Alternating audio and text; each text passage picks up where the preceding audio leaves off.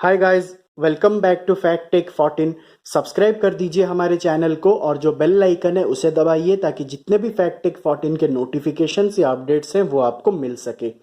आज के इस वीडियो में हम रिव्यू करने वाले हैं WD यानी कि western digital 1.5 TB external hard disk की। लेकिन इसे खोलने से पहले मैं आपको एक चीज़ बता दूं, इसकी अनबॉक्सिंग मैंने 2 दिन पहले कर दी थी। क्यों की थी? क्योंकि मैं चाहता था कि मैं इसे पहले अच्छे से यूज़ करूं, उसके बाद ही आपको इसका एक जेन्युइन रिव्यू दे पाऊं। लेकिन इस वीडियो को शुरू करने से पहले एक और चीज़ आपको बता दूं कि जो हमारा एक्सटर्नल हार्ड डिस्क है, जो आप ये वाला देख रहे हो, इसे मैंने वापस पैकेट के अंदर डाल दिया है ताकि मैं आपको इस वीडियो के दौरान पूरे स्टार्टिंग से यानी कि पूरे स्क्रैच से आपको इसकी पैकेजिंग से लेकर इसके डिफरेंट फीचर्स जो है उसके बारे में अच्छे से बता पाऊं। तो चलिए शुरू करते हैं वीडियो को। तो जैसा आप देख सकते हो गाइज, ये है हमारा वेस्टर्न डिजिटल यानी कि WD 1.5 TB external hard disk. तो ये आपको इस तरह के पैकेट में मिलता है। काफी छोटा सा पैकेट है। अब छोटा सा पैकेट इसीलिए है क्योंकि इसके अंदर जो प्रोडक्ट है वो भी काफी छोटा है। तो जैसा आप देख सकते हो, ये है इसकी पैकेजिंग। तो हमें ये इस तरह के पैकेट में मिलता है। लेकिन इसे खोलने से पहले एक और चीज आपको यहां पर बता दूं। अगर आप ध्यान से देखो तो यहां पर लिखा है कंपैटिबिलिटी। तो पहला है विंडोज 10 और विंडोज 8.1, यानी अगर आप विंडोज के ऑपरेटिंग सिस्टम यूज करते हो तो अगर आपके पास विंडोज 8.1 या विंडोज 10 है तभी आप इसे खरीदें, क्योंकि ये विंडोज 8.1 और विंडोज 10 को ही सपोर्ट करता है। उससे नीचे के ऑपरेटिंग सिस्टम को ये सपोर्ट नहीं करेगा। अगर आपके पास मैक ओएस है, यानी कि अगर आप एप्पल का लैपटॉप यूज कर रहे हो, तो आपको बस एक सिंपल फॉर्मेट करना पड़ेगा। यहां पर लिखा है, देखिए, रिक्वायर्स रीफॉर्मेटिंग फॉर मैक ओएस, यानी आपको इसे रिफॉर्मेट करना पड़ेगा। उसके बाद आप इसे इजीली एप्पल में भी यूज कर सकते हो, यानी मैक ऑपरेटिंग सिस्टम के साथ भी यूज कर सकते हो। अगर आपके पास Windows 7, Windows Vista, Windows XP है तो यह आपका कंपेटेबल नहीं रहेगा। आपके पास विंडोज 8.1 है या फिर विंडोज 10 है तभी आप इसे खरीदे, तभी यह आपका कंपेटेबल रहेगा आपके कंप्यूटर या फिर लैपटॉप के साथ। तो यह है गाइज WD का 1.5 TB एक्सटर्नल हार्ड डिस्क। तो अब हम इसे खोलते हैं और इसके अंदर हमें कौन कौन सी चीजें मिलते हैं उसे देख लेते हैं। तो ये है गाइज हमारा एक्सटर्नल हार्ड डिस्क। मैं इसे साइड में रख लेता हूं और इसके अंदर हमें कौन कौन सी चीजें मिलती है वो अच्छे से देख लेते हैं। तो सबसे पहला है हमारा जो एक्सटर्नल हार्ड डिस्क। ये है हमारा एक्सटर्नल हार्ड डिस्क गाइज। मैं इसे थोड़ा साइड में रखता हूं और जो चीजें हैं वो भी हम इसे निकाल देते हैं। उसके बाद आपको एक इंस्ट्रक्शन मैनुअल मिलता है, तो आप इसे एक बार अच्छे से पढ़ ले ताकि आपको अच्छे से आइडिया हो जाए कि इसे आप कैसे यूज़ करोगे। मैं इस वीडियो के दौरान भी आपको बता दूंगा इसे कैसे यूज़ करते हैं। उसके बाद आपको एक USB केबल मिलता है जो आपके एक्सटर्नल हार्ड डिस्क को आपके कंप्यूटर या फिर लैपटॉप के साथ कनेक्ट करेगा। ठीक है, तो अब हम इसे साइड में रख लेते हैं क्योंकि अभी हम इसे ज़रूरत नहीं है और डायरेक्टली जो हमारा मेन एक्सटर्नल हार्ड डिस्क है उसके बारे में बात करते हैं। तो जैसा आप देख सकते हो गाइज, ये है हमारा एक्सटर्नल हार्ड डिस्क। अगर हम डिज़ाइन की बात करें तो काफ़ी एलिगेंट डिज़ाइन है, बहुत ही स्लिम डिज़ाइन है। और जो फिनिश आप देख रहे हो ये आपका मैट फिनिश दिया गया है और बॉर्डर्स आपका ग्लॉसी लुक है। तो ये डिज़ाइन हो गया। तो मटेरियल जो यूज़ हुआ है, यानी जब मैं इसे हाथ में पकड़ रहा हूँ तो मुझे महसूस हो रहा है कि ये कौन सा मटेरियल है। मुझे पहले लगता था कि जो एक्सटर्नल हार्ड डिस्क है वो थोड़ा सा मेटल टाइप का मटेरियल यूज़ होता होगा, लेकिन वैसा नहीं है। आप ध्यान से सुनिए। तो मैं जब इसे इस तरह से मार रहा हूं तो आपको पता चल गया होगा कि ये आपका प्लास्टिक है। यानी ऐसा नहीं है कि बहुत ही हल्का प्लास्टिक है, ये आपका पॉलीमर प्लास्टिक है, लेकिन प्लास्टिक का मटेरियल दिया गया है। उसके अंदर ही आपका जो प्रोसेसर है वो लगा हुआ है। मेटल बॉडी नहीं है, प्लास्टिक बॉडी है। तो ये इसका डिज़ाइन है। तो ये जैसे मैंने कहा, ये WD एलिमेंट का कैटेगरी का आता है। WD के बहुत से डिफरेंट सीरीज है गाइस, जैसे WD ये वाला एलिमेंट सीरीज है। सिमिलरली WD का माई पासपोर्ट सीरीज भी आता है। अब उन दोनों में डिफरेंस क्या है वो भी मैं आपको बताऊंगा, लेकिन उससे पहले आप इसे एक बार अच्छे से देख ले। तो ये है हमारा हार्ड डिस्क गाइस, काफ़ी छोटा है, मेरे हाथों में भी आ जा रहा है। और ये है इसका USB केबल। जो ये वाला पोर्शन आप देख रहे हो ये आपका USB 3.0 केबल है। और ये वाला जो देख रहे हो ये थोड़ा सा डिफरेंट रहता है हर एक हार्ड डिस्क के लिए। तो ये इस तरह का केबल दिया गया है। तो अब हम इसे कनेक्ट कर लेते हैं।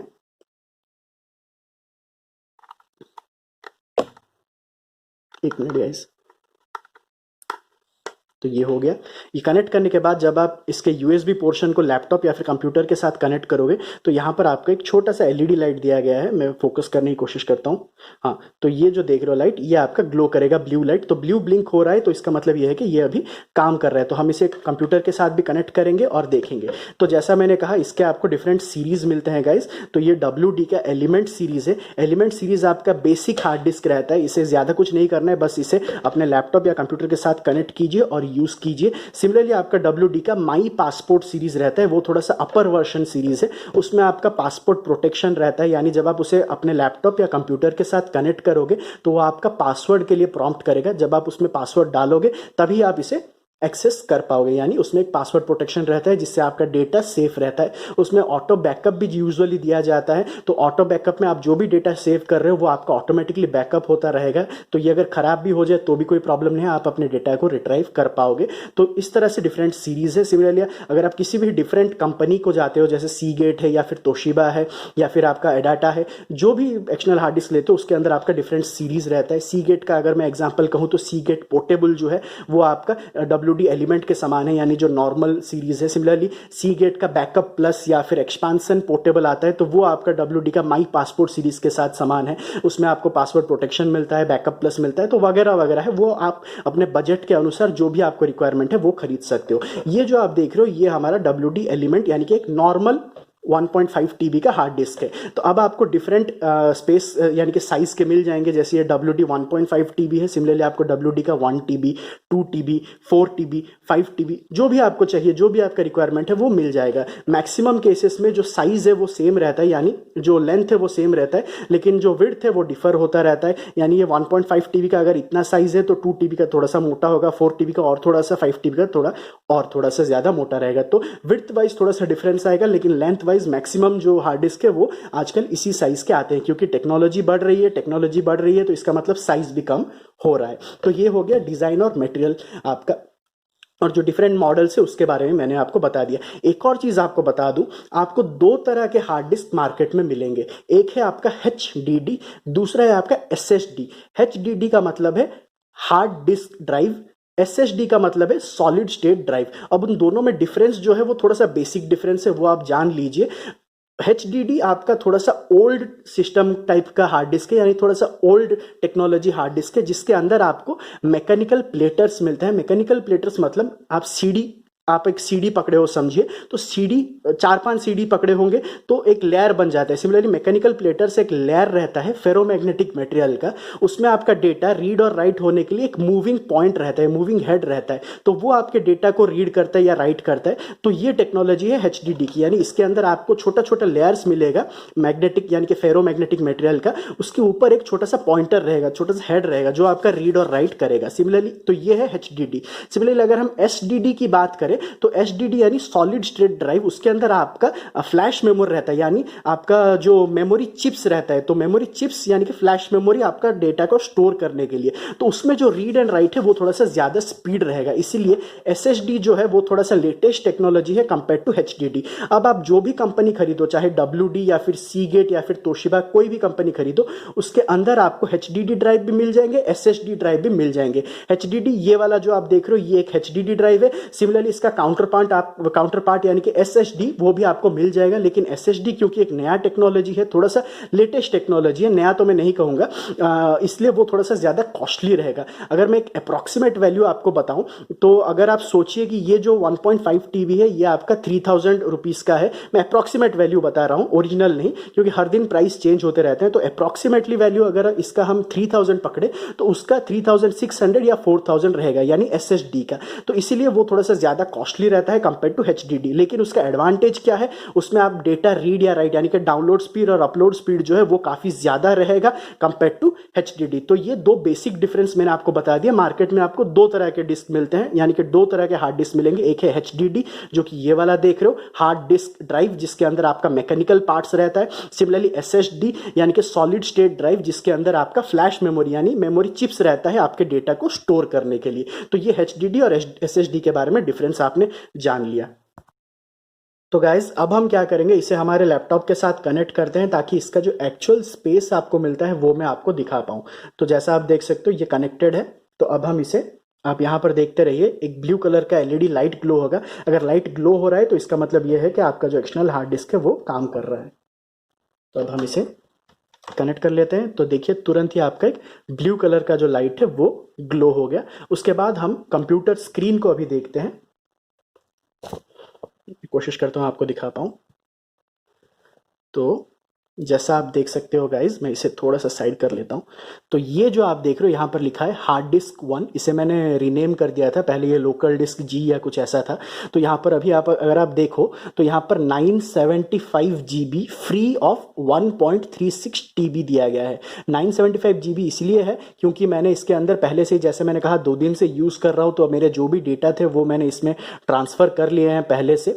तो उसके बाद आपका 975 GB बचा हुआ है। और यहाँ पर अगर आप देखो तो ये 1.36 TB लिखा हुआ है। इसका मतलब ये है कि ये जो एक्सटर्नल हार्ड डिस्क आप देख रहे हो ये आपका 1.5 TB है, लेकिन जो एक्चुअल स्पेस आपको मिलता है वो है 1.36 TB, यानी उससे कम मिलता है।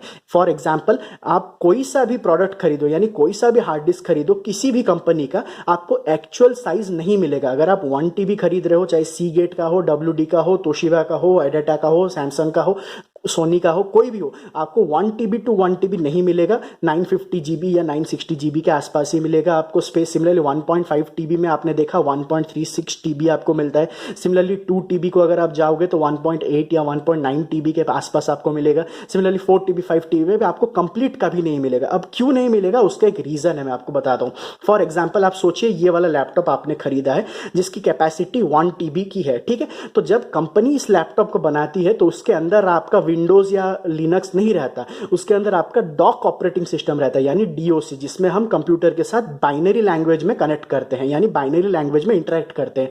तो जो आईटी के बंदे हैं, जो कंप्यूटर गाइज है, वो कंट्रोल पैनल को यूज करके, यानी जो कमांड प्रॉम्प्ट है उसे यूज करके कंप्यूटर के साथ कनेक्ट कर सकते हैं। लेकिन हम जो नॉर्मल गाइज हैं तो हमको कंप्यूटर के साथ कनेक्ट करने के लिए एक यूजर इंटरफेस की जरूरत पड़ती है, यूआई जिसे हम कहते हैं। और वो यूजर इंटरफेस हमें एक ऑपरेटिंग सिस्टम प्रोवाइड करता है, यानी विंडोज, या फिर अगर आप आईटी गाए हो तो आपको पता होगा लिनक्स, काली लिनक्स, उबुंटू के बारे में, उसमें मैं नहीं जा रहा हूं, मैं विंडोज का ही एग्जांपल ले रहा हूं। तो विंडोज एक ऑपरेटिंग सिस्टम है जो आप अपने लैपटॉप में लोड करोगे या फिर कंप्यूटर में लोड करोगे, जो आपका एक यूजर इंटरफेस, यानी एक ब्रिज क्रिएट करेगा कंप्यूटर को और आपके साथ, ताकि आप कंप्यूटर के साथ इजीली इंटरेक्ट कर पाओ।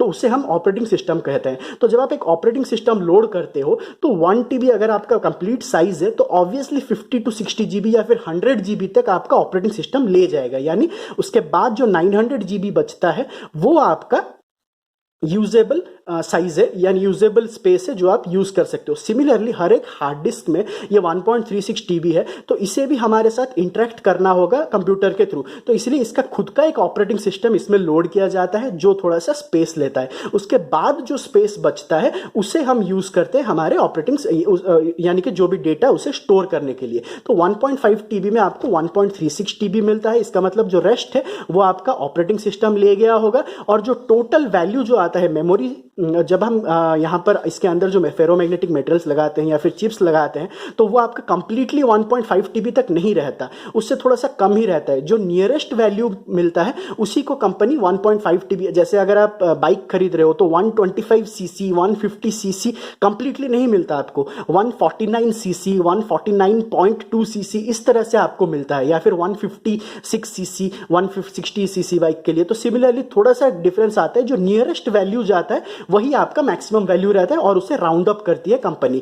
यानी ये 1.5 TB है तो टेस्टिंग प्रोसेस में सपोज इसका 1.47 या फिर 1.46 TB तक मिला होगा तो उससे कंपनी राउंड करके 1.5 TB कहती है। सिमिलरली 2 TB, 4 TB, 5 TB इस तरह से हमारा हार्ड डिस्क बनता है। तो इसके अंदर ऑपरेटिंग सिस्टम थोड़ा सा स्पेस लेता है और क्योंकि कंपनी टेस्टिंग करते वक्त जो नियरेस्ट वैल्यू है उसे राउंड अप करती है, इसलिए हमारा जो राउंड अप वैल्यू है वही हमें दिखाई देता है, यानी WD 1 TB, 1.5 TB, 2 TB, 4 TB, 5 TB उस तरह से। तो ये हो गया गाइस हमारा 1.5 TB एक्सटर्नल हार्ड डिस्क। तो अब हम इसे लैपटॉप से डिस्कनेक्ट करते हैं और इसके एक और जो चीज़ है वो मैं आपको बता देता हूँ। तो गाइज जो एक्सटर्नल हार्ड डिस्क हैं वो बहुत ही डेलिकेट रहते हैं, यानी उनका मेंटेनेंस थोड़ा सा ज़्यादा रहता है।